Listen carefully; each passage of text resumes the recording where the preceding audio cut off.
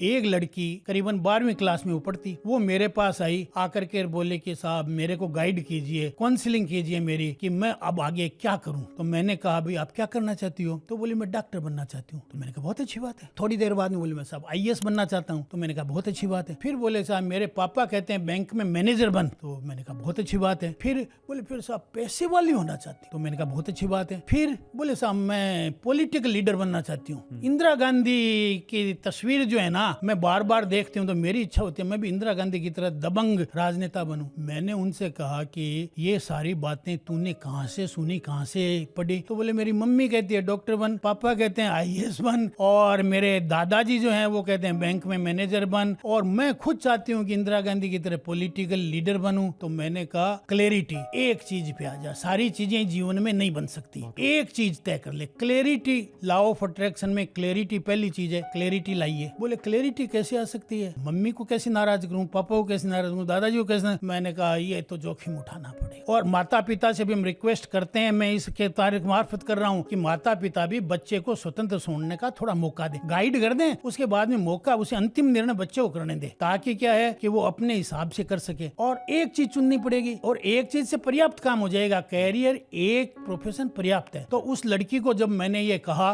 तो उसने 10 दिन लगाए। 10 दिन लगाने के बाद में वो मेरे पास आई, बोल सब मैं तो डॉक्टर ही बनूंगी। तो मैंने डॉक्टर बनोगी तो कोई बात ना, चलो डॉक्टर के लिए कर, और वो आज डॉक्टर बन भी गई। देहरादून से उसने एमबीबीएस किया। अगर वो लड़की उसको नहीं कहते, अगर एक को तय नहीं करती तो क्या अट्रैक्ट करती? कुछ नहीं।